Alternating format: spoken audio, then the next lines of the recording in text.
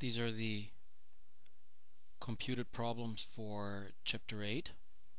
So, Chapter 8, rotational motion, number 2, which says, what is the tangential speed of a passenger on a Ferris wheel that has a radius of 10 meters and rotates once every 30 seconds?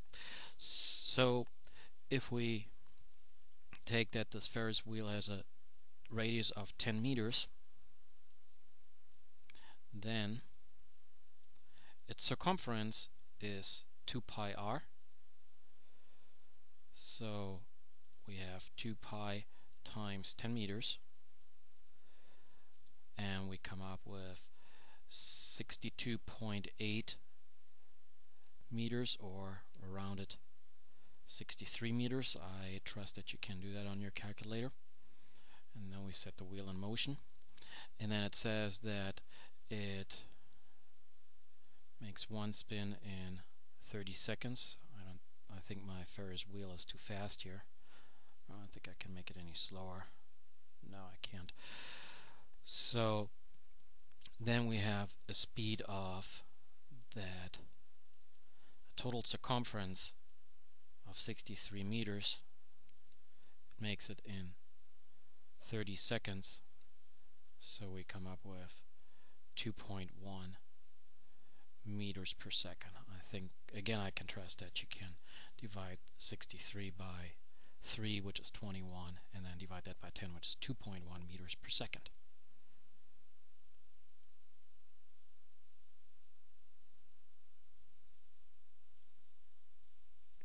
Chapter 8, Problem 2.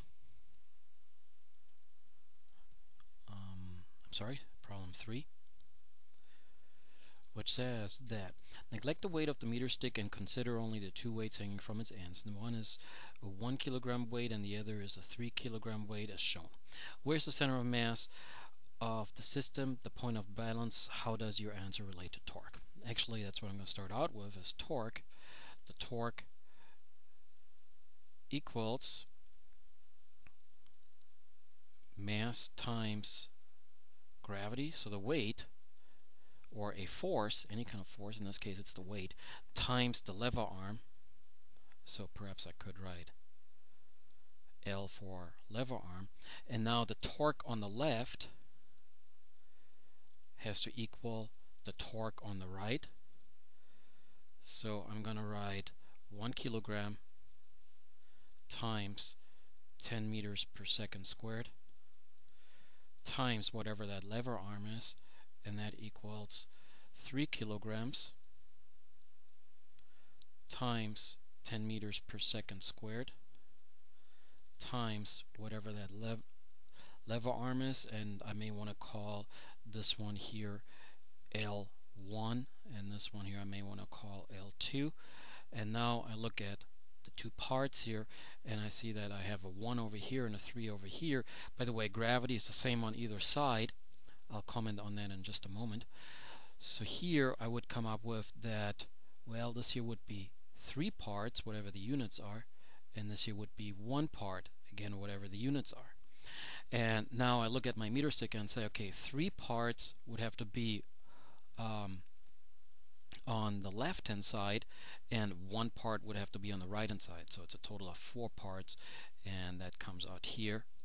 So here's 1 part, here's 3 parts for the lever arm, and that of course would be 75 centimeters or 0.75 meters. As I said, 3 parts over here, 1 part over here, so L1 equals 0.75 meters and L2 equals 0.25 meters. I said I'm going to comment on the gravity here. You can balance this right here, and it doesn't matter if you balance it here on Earth where you have 10 meters per second squared, or if you take it to the moon and you balance it there where you have 1.6 meters per second squared. It balances in the same fashion either way, and that is why the 10 meters per second squared actually doesn't influence it. The center of mass, that's actually, I believe, what they asked for. This is actually the center of mass here. Even if you were far away from any gravitational forces, so where you wouldn't have any G, then this would be still the center of mass. By the way, they said in the beginning, neglect the weight of the meter stick. I believe in meters, normal meter stick, wooden meter stick is in the neighborhood of 4 ounces. So at 100 grams, I guess maybe not neglected. And you see that in the lab on the mobile, where I do ask you to determine the mass of the wooden dowels that you're using, because they do matter.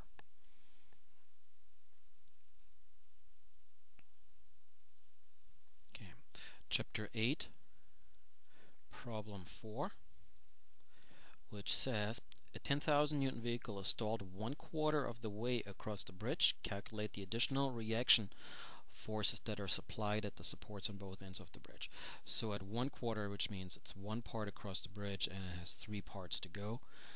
And so when we look at that, we would conclude that with a lever arm of only 1 here and 3 over here, the forces would have to be just in the opposite, the support forces. So we would have 3 parts for the support force here, 1 part for the support force here, of a total of 4 parts. So 3/4 times 10,000 newtons, 1/4 times 10,000 newtons. So that one comes out to 7,500 newtons, and that one would be 2,500 newtons.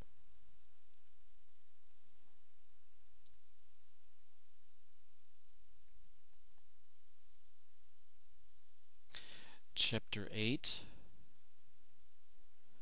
Problem 6. To tighten a bolt, you push with a force of 80 newtons at the end of a wrench handle that is 25 centimeters from the axis of the bolt, 0.25 meters. What torque are you exerting? Well, the torque, and here we would have to look at the middle one. That's the most effective one, where the force is perpendicular to the lever arm. So torque equals force times lever arm. In the previous one I wrote mg. In that case, that was the weight was the force. So we have here 80 newtons times 0.25 meters. So that's 1/4 of 80 newtons, which comes out to 20 Newton meters. So far I haven't used a calculator, because I believe doing quarters of 80 and doing the little other calculations that I did, that I think we can do that all without a calculator. So that's actually part A. Part B says, if you move your hand inward to be only 0.10 meters from the bolt, what force do you have to exert to achieve the same torque?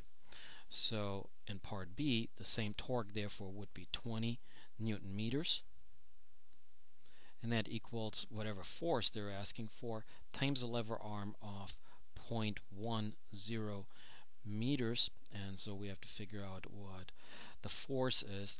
So we take 20 and divide it by 0.1, or 20 divided by 1/10, or 20 times 10. So that comes out to 200 newtons.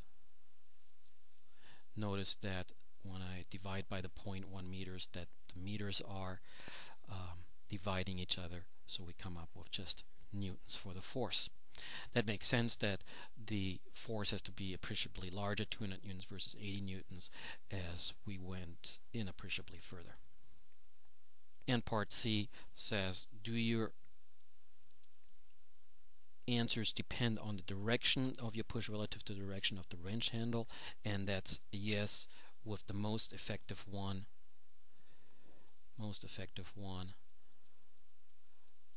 torque, when the force and the lever arm are perpendicular to each other. That's the symbol for perpendicular.